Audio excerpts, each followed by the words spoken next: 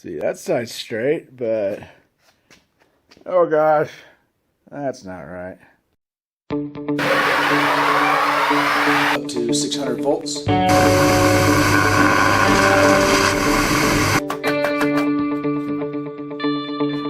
Motor repair, take one.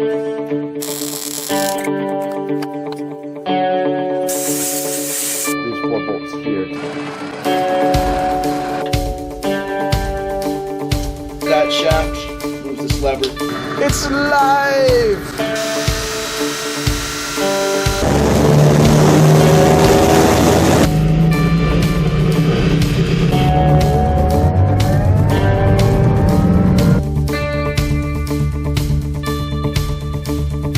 Yep, this is what happens when you buy an airplane sight unseen over the internet. This was a Challenger that I bought off of eBay for $3,000 and delivered to my door from some guys in Kansas. The outcome is predictable. The plane needs a complete and total overhaul. It looked a lot better in the pictures, but it's not surprising. Here in the showing the video, I'm tearing it down to its bare bones and then some. Luckily, it helps to have a lot of friends, a bunch of which are engineers who work on airplanes for a living too. So this is not how you want to do a conversion. As I said in previous videos, start with a if you're doing an EV conversion, start with something that's a good vehicle to begin with, not something that you need to rebuild. But I tried past 2 years trying to find a suitable candidate, twice, 3 times actually having a plane bought only to have the seller back out. But I was able to make this one happen, and yeah, it's really, really rough, but like I said, it's good to have friends that can hold the hand, especially give an extra set of eyes. Take your most cautious friend, hand them some tape and some Sharpie, and tell them mark everything that's wrong with the airplane. And hopefully they don't run out of tape or Sharpie before they get done.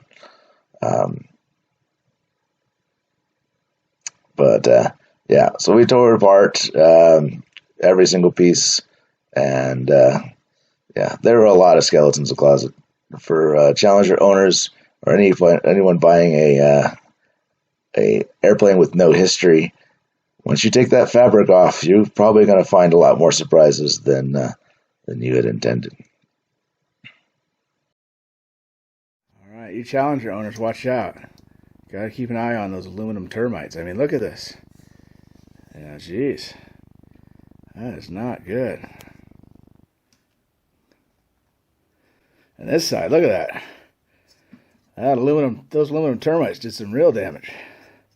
Look at that. They even must have been a sawtooth aluminum termite that came through and cut that. Ay, caramba. This is the big one. So this is middle of the fuselage, but if I look down, that top rail is definitely not straight. The whole thing has been twisted. I'm guessing that when they caught this wheel, whatever they did, a stump or a hole, that the mass of the engine here was sideways at the time, and the engine kept trying to go that way and tweaked the whole frame there. So these tubes are bent in, and on the other side they're not. This is the one that worries me the most. This is the top of the frame, the tail frame here. Comes up, goes to this nice gusseted brace here, but the gusset stops before it gets to this down tube here. And so what happened, it looks like, is someone probably smacked the tail pretty hard, enough to put enough load in there, which then comes through here in compression. That's how that bending is reacted. And that's not supposed to be dimpled. So it actually pushed this enough, like a ½ inch farther forward, and actually dimpled the tube. So it did it on both sides. And then the big one is, if you look in here, this tube actually got pushed down as well. And it contacted, and there's a little dimple on this longeron here. Yeah, so definitely a very hard landing. Don't know, it looked like it came tail first, at least in that particular incident. Don't think it was the only incident. And here's the worst part. This had a serious case of aluminum termites. Look at that. Everyone knows if you don't drill the first hole right, then you drill the second hole wrong next to it, and then when you finally get that third hole that's in between the fourth hole that you didn't drill right, then you're golden.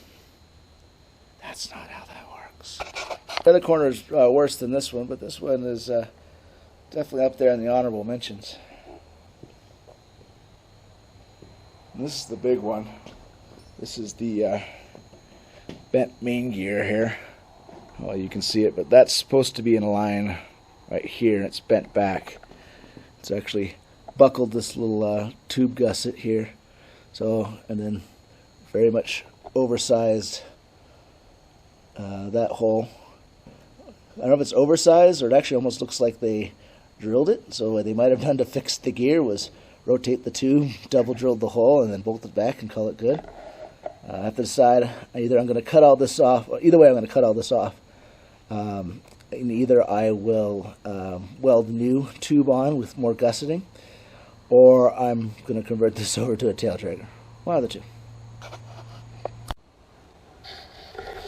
So this is the crossbar that holds the nose gear on. Obviously they had failed it at some point, and the rivets had failed, or they put in sheet metal screws.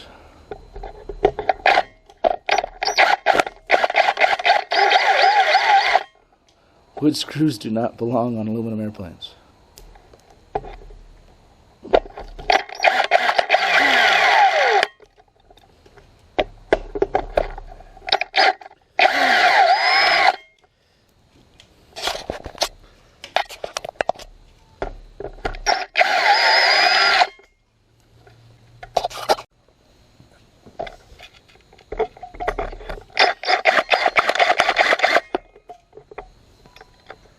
Once I've gone through and found everything that needs to be fixed, the next thing is start picking out the bad parts and getting those replaced. So just drilling out a lot of rivets. I won't show you all of them, but just taking out piece by piece and getting them done.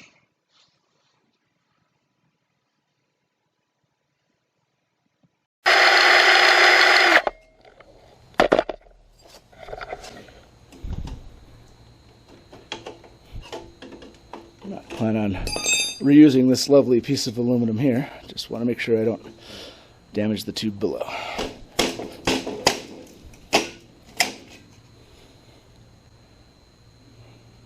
Removed. Where I need to sleeve things, replace parts, remove the parts that need to be replaced that I can. Luckily there's a nice convenient parts list. It's actually very detailed, with diagrams on, I need gusset WA1, or, etc., etc. So based off that, came up with my parts list. Some of the parts I'll be replacing, some of the parts I'll just be patching. I've gone through, didn't take everything, but I either tagged or completely removed the structural parts that need to be replaced. There's some flight controls issues that need to be taken care of too. But took this is down tube 4. Took that out. It was bent. There is a little dimple right there. You can see. There's all the drilled out rivets. Don't want that. That's extra weight there. But yeah, the landing was so hard that the weight of this engine that was here was driven down, that inertia, into here, and actually pushed that tube. And you can see it left the outline right there. So, got a bunch of things that I'm going to either put patches in, or I'm replacing the tubes entirely, or just taking them out because I don't need them. I took out the crossbars for the fuel tank, for instance. and things like, it's definitely not a thread and a half showing on that. I don't claim to have AC 4313 memorized, but tried to give it a A and P check. But yeah, I'm actually feeling better about it now. Oh, and this is the 30 some odd pounds of wheels, tires, and brakes that I took off. Again, those pesky steel termites. Anyway, so I'm trying to decide what to do. I can fix this, put it back on. I can simplify some by not using the bungee gear and actually just using the spring gear. I don't know. There's a lot of options here. I am toying with the idea of just throwing most of this in the trash, just keeping the axles and the drums, and making up my own tricycle gear, or making up my own tail dragger gear. Put a steerable tail wheel on the rear tied into the rudder system, and just doing that. But I don't know. Need to decide if I'm. The whole point of this is not to make a better Challenger. The point of this is to make a electric airplane. So I need to also try to keep myself grounded to what the actual mission is.